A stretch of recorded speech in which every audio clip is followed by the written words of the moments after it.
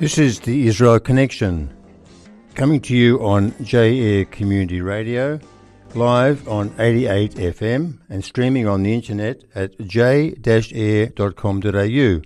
My name is David Schulberg, bringing you another episode of this weekly program that provides analysis and insight with important interviews and discussion about Israel. Now, Simcha Rothman, member of the Knesset, has had his visa to Australia revoked and has been banned from visiting Australia for 3 years. Rothman had been invited by the Australian Jewish Association as part of a solidarity tour to show support for Australia's Jewish community. Australian Jews are experiencing unprecedented antisemitism. Many feel that the Australian government has abandoned the Jewish community and is pandering to bellicose anti-Israel activists in Australia who would undoubtedly have caused trouble if Rothman had been allowed to visit. Hi, Simcha. I'm coming to you this time on my YouTube channel, speaking with Simcha Rothman, the Israeli Knesset member who had his visit to Australia suddenly ended after his visa was revoked and he's been banned for visiting Australia for 3 years. Simcha Rothman had been invited by the Australian Jewish Association as part of a solidarity tour to show support for Australia's Jewish community. I'd like to welcome you, a member of the Religious Zionist Party in Israel, Simcha, to the Israel Connection. Shalom, shalom. Thank you for having me. Now, as I was just saying, you've had your visa to Australia revoked and you can't come to Australia now for 3 years. And this happened just before your arrival in Australia, which would have been today, in fact. And we were chatting over the week before about whether you were going to come into the studio for us or do it over Zoom or over the phone. You'd been previously granted a visa by the government like 2 weeks prior, but at the last minute they cancelled it. And this comes across as being a very vindictive, spiteful gesture. How do you feel about the way you've been treated by Australia? So again, I don't think it is aimed at me personally. I got a list from the Australian government of the views that I have expressed that caused them to deny my visa. And the views are the mainstream in Israel. It's not, and not only in Israel. I think it's the mainstream in many freedom-loving countries. Maybe some terrorists or some people who are anti-Israel or anti-Semites will not agree with it. But okay, you cannot have everyone agree with you. But the views that I have expressed are like Hamas should be eliminated. A Palestinian state is dangerous to the state of Israel. Israel should apply sovereignty to Judea and Samaria. Those views are 100% consensual, again, in Israel, and I think in many other places. I think after October 7th, anyone who does not understand what a Palestinian state would mean, I think does not read reality. And those are based on resolutions I passed in the Knesset with the vast support of coalition and opposition alike, with support of 2/3 of the Knesset. And not a lot of people objected to it, even in the Knesset. Only terror-supporting parties, sister movements for the Hamas, and people who are openly support Hamas. So I don't understand why does the Israel formal policy is considered in Australia as hateful, vindictive, or inflammatory. Now, you've been invited by the Australian Jewish Association as part of a solidarity tour to show support for Australia's Jewish community that our government is neglecting. Australian Jews are experiencing unprecedented anti-Semitism, and many feel that the Australian government has abandoned the Jewish community and is pandering to these anti-Israel activists in Australia who would have undoubtedly given you a hard time if you'd been allowed to visit. So what do you think you could have achieved if you'd been permitted to come to Australia? So first, I think the message that Israeli elected official sees what the Jews in Australia are going through, supporting, visiting, delivering messages of solidarity and support, and also answering questions, because I think many of Israel friends are under constant propaganda attack led by Hamas and Hamas supporters and the Palestinian Authority. And knowledge, of course, is the key to fight it back. And I think that there is no better experience than to sit with an Israeli official to ask him the questions that are being thrown at Jews all around the world and giving the right answers. For example, we all know that all around the world, as lies about starvation in Gaza appear. I even heard the ministers of Home Affairs, Burke, are reciting those lies. Now, it was published in many places that those are really lies. The picture, the famous picture from New York Times, is a fake picture of someone who has nothing to do with hunger, suffers from a disease, and that has nothing to do with Israel. Whenever Israel allows humanitarian sick children to go and get treatment in Italy, of course, anything that happens to them during the treatment for the disease, pre-existing condition, of course, Israel is being blamed for it, despite the fact Israel has nothing to do with it, and Israel is helping in that manner. And also, it was just published in Israel that the UN removed lied about the number of humanitarian aid trucks that go into Gaza in more than 100% lies. He said about 2,500 when actually the real number is 6,000.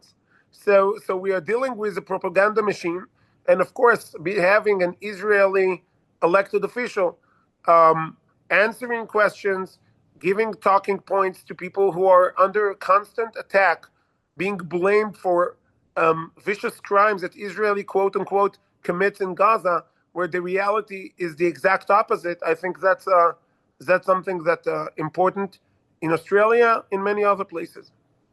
Now, overnight, the relationship between Israel and Australia plummeted to a new low after your Prime Minister, Benjamin Netanyahu, sent a letter directly to our Prime Minister, and a similar one apparently to other world leaders who are backing the recognition of a Palestinian state, saying your call for a Palestinian state pours fuel on this anti-Semitic fire. It's not diplomacy, it is appeasement. It rewards Hamas terror, hardens Hamas's refusal to free the hostages, emboldens those who menace Australian Jews, and encourages the Jew hatred now stalking your streets. And of course, Tony Burke, our Home Affairs Minister, sent a rebuff to that, saying it's a lashing out. Strength is not measured by how many people you can blow up or how many children you can leave hungry. That's what Tony Burke had to say. And every time I turn the radio on today, this is all I'm hearing about. This issue has gone into an incredible to and fro tit for tat. So do you think that Israel's Prime Minister, your Prime Minister, has done the right thing to insinuate that Australia is doing such a terrible job? So I think that yes, I think that this is the formal policy of the state of Israel, that the Palestinian state, especially talking about the Palestinian statehood now after October 7th, would be a huge reward for terror. This decision by Israeli executive was accepted in the Knesset with a majority of 99 Knesset members. 99 out of 120 supported this view. So Israel is united, understanding that the Palestinian state at that time, to talk about it, it's rewarding Hamas terror. Now, the fact that the Minister Burke is blaming Israel after all we saw after October 7th, after we saw that Hamas turned Australian taxpayer money into tunnels and into recruit terrorists and to shoot missiles at civilians. So how dare Minister Burke blame Israel when Israel is doing way more than any other country in the world, including Australia? May I remind you that the Australian government had recognized that Australian soldiers committed war crimes outside of in Pakistan, I think. So Israel is way more Afghanistan. careful in Afghanistan. where? In Afghanistan. Afghanistan. Sorry, in Afghanistan. Um, Israel is more careful on human lives and human rights than any other country in the world conducting this kind of warfare in a heavily populated area where Hamas is using the population as human shields. And what was the quote that I was blamed for? That when I told an interviewer from Britain that I told her, if you're so worried, and I am also worried about human lives in Gaza, why aren't you letting Palestinians who wants to leave, Gazans who wants to leave, why don't you let them go into Great Britain and flee and stop being serving as Hamas human shields?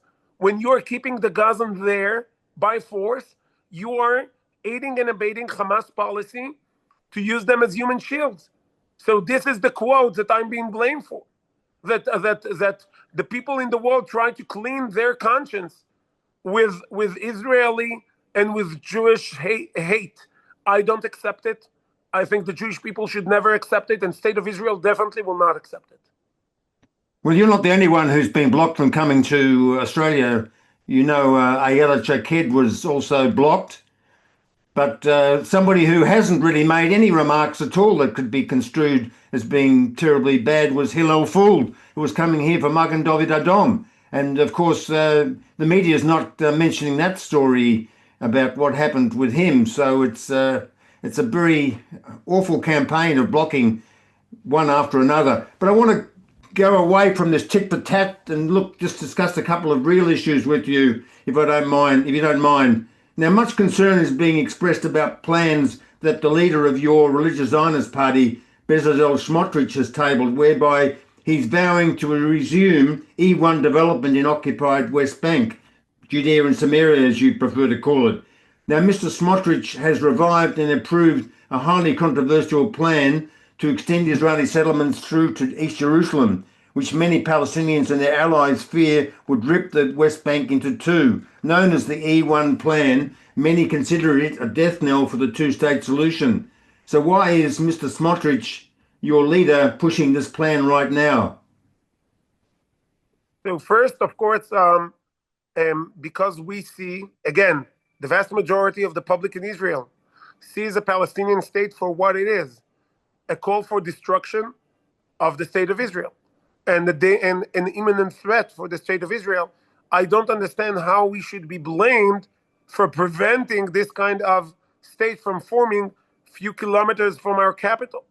I don't think the Australian government would appreciate to give a piece of land near the capital for people that are committed, and it's in their ideology to destroy Australia. And I don't understand. And if Israel would ever make such demand from Australia, I think it would be extremely rude, to say the least. Judea and Samaria is our ancestral homeland. It's not occupied by anyone. It was never a Palestinian state. It's not a West Bank of nothing. I don't understand how Australia, out of all countries, would use this colonialist terminology to call it West Bank. It's Judea and Samaria. That's the name, and we are called Jews because of Judea. That's our ancestral homeland. And to say the Jews cannot build in Judea, I believe that's by itself something that we couldn't accept. Now, when we are talking about preventing a Palestinian state, what kind of state are we talking about? Are we talking on a state that, like the current Palestinian Authority, will have a death penalty if you sell land to a Jew? This is the kind of state Australia supports. I want to know: is this the formal policy of Minister Burke or Prime Minister Albanese to say there should be a state, a country in the world the Jews are barred from building and from living and from buying land in the punishable by death? That's the kind of state the Australian government supports. Do they support the same kind of state that will have in its law books the pay for slay? More Jews you kill, more money you get from the government? I don't understand what kind of support does the Australian government extend to this kind of state? Yeah, I don't know what you envisage though as the alternative. If we have a demographic issue with the population in the region being 50-50, what can Israel really rule over that population and still maintain a Jewish state? So basically, you're saying, put that aside the numbers, but doesn't matter. Um, because the population there is 50-50, let's have a country that is committed for killing all Jews and destroying the state of Israel. Because what are the other options? The other option is not giving this kind of ideology a place to become stronger. I think that's the other option. It's better than any alternative that someone would suggest, to have a country that is committed to anti-Semitism, to Jew hatred, and to legislation that says kill more Jews, get more money. Yeah, we're not here to discuss the other options, but there are other options. But you asked about the other options. I did not say about other options. I just said the Palestinian state is bad, and I explained other options, considering that the Palestinian areas could become emirates or something like that. There's many different alternatives that could be considered, but that's not our subject for discussion right now. But I also wanted to tell you that when you insist on the West Bank being referred to as Judea and Samaria, this is another illustration of the hypocrisy of Australia in particular. All the names of places in Australia are referred to by their original Aboriginal names, the indigenous inhabitants of this country. Now, Melbourne is called Naarm, and all sorts of other names are used in preference to the names that have been given afterwards. So if Australia is going to be sincere about recognising who are the indigenous inhabitants of the region, which is Judea and Samaria, they should be allowing you to call it what it was and not give it a new name. Yes, of course, of course. And Israel and the Jews are the indigenous people of Judea and Samaria and of the land of Israel, and the world recognized it many times, including according to international law. And the fact that Australia now is siding with Hamas and saying we want, who condemned the building in E1? Who was the first to condemn this building near Jerusalem? It's less than 1 kilometer from Jerusalem, from our capital. The first one to condemn was Hamas, and sadly Australia followed suit.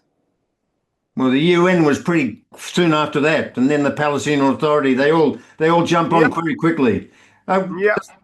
I guess one more question, if I may, before I let you go. You're the chairman of the Knesset's Constitutional Law and Justice Committee, and before October the 7th, concerns over judicial reform were front and centre on the political scene in Israel. One might have thought that the debate around judicial reform had diminished somewhat because Israel clearly has other huge concerns these days which are taking priority. Yet just a few months ago, the Knesset plenum approved a controversial amendment to the law defining the composition of Israel's Judicial Selection Committee. Now, that was pretty divisive. The final vote was passed 67-1, with the opposition boycotting the session. So what would you like to say about this matter? The judicial reform process is still there, possibly to polarise the country?